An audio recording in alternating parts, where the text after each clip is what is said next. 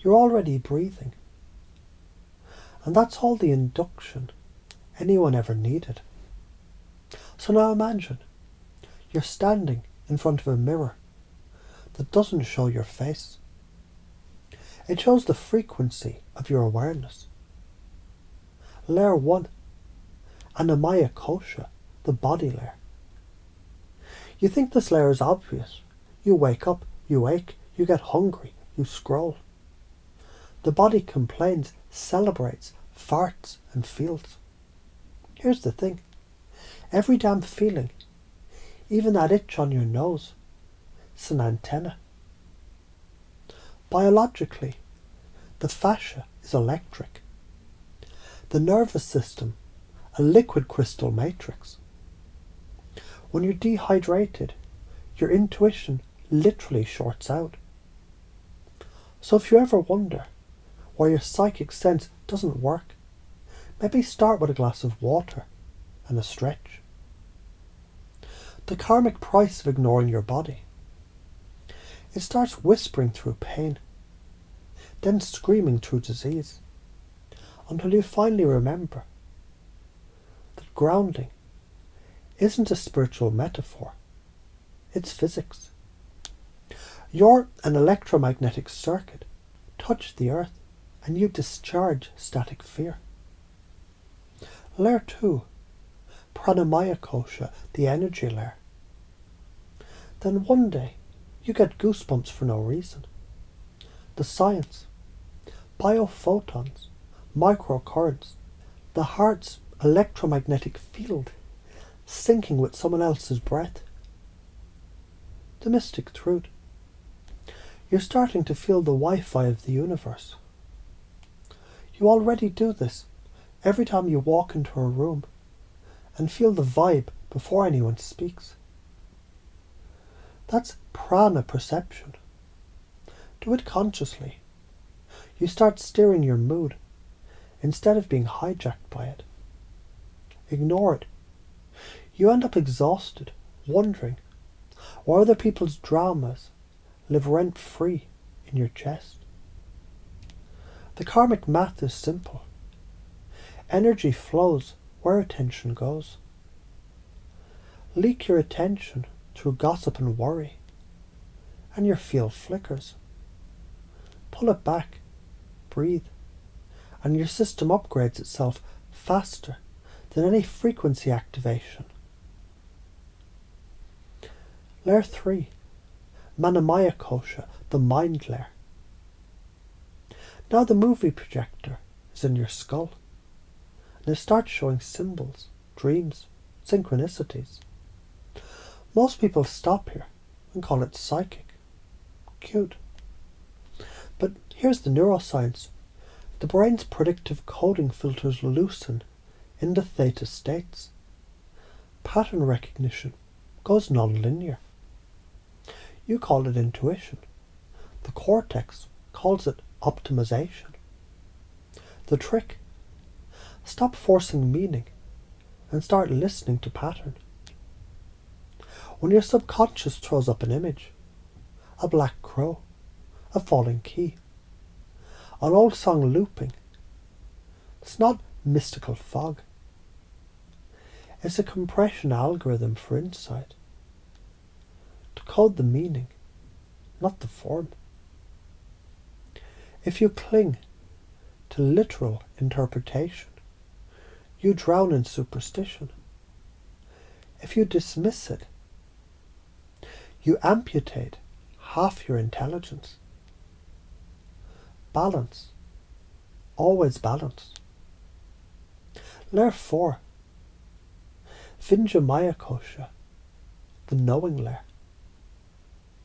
At this level, the bullshit detector goes quantum.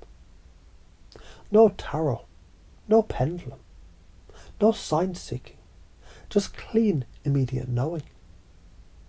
You meet someone, and every cell screams no, before your polite mind says maybe. That's your higher pattern recognition running faster than language. Science backs this. The vagus nerve and gut microbiome, They process threat data milliseconds before cognition. Spirit calls it discernment. The cost of ignoring it. Years of unnecessary lessons disguised as relationships. And here's the wild paradox. The more you trust your knowing, the quieter it gets. Because certainty doesn't need noise. Layer 5, Anandamaya Kosha, the bliss layer. And then you stop trying. Not because you're lazy, but because you're finally home. You don't chase intuition anymore. You are it. You don't channel. You resonate. In this layer, separation collapses. You and the tree exchange photons. You and the stranger finish each other's thoughts. You realize the universe was never outside.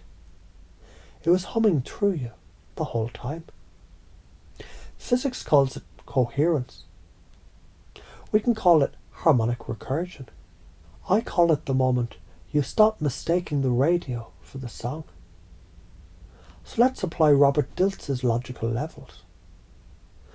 Let's chunk up to the big picture. The environment level, the space you live in. Cleanse it. It shapes your nervous system. Your behaviours, the habits that stabilise or distort your field. The capabilities, attention, breath, emotional regulation, the dials on your consciousness console. The beliefs and values. Why you decide is possible determines which kosha you inhabit. The identity, the I am that magnetizes experience. The purpose, the current pulling all of it toward coherence. When your identity says, I'm just human, you loop in body and energy. When it whispers, I'm awareness playing human, you move through all 5 veils, like changing radio stations. Every fear you've got about looking weird or being wrong, it's just the ego trying to stay employed. You already channel when you finish someone's sentence. You already do energy work when you hug a crying friend. You already manifest when you obsess. The universe, it doesn't care if you call it science or magic. It just mirrors coherence. So instead of asking, can I be intuitive? Ask, what happens when I stop pretending I'm not? Because pretending to be smaller than you are, it's the most expensive illusion on earth. It costs you clarity, health, and time. And time, my friend, is the only currency gods and toddlers spend exactly the same way. Right now. Follow this path. Reality starts collaborating with you. Ignore it. And it keeps teaching you the same lessons until you finally listen. That's not punishment. That's recursion. The universe repeating the question until you answer it with coherence. Every kosha, every logical level, every field equation, they all hum one throat. Separation is just mislabeled resonance. You were never disconnected. You were just out of phase. So tune your breath. Upgrade your honesty. Clean your signal. And when the world gets loud, remember, silence isn't the absence of sound. It's the presence of everything in perfect alignment.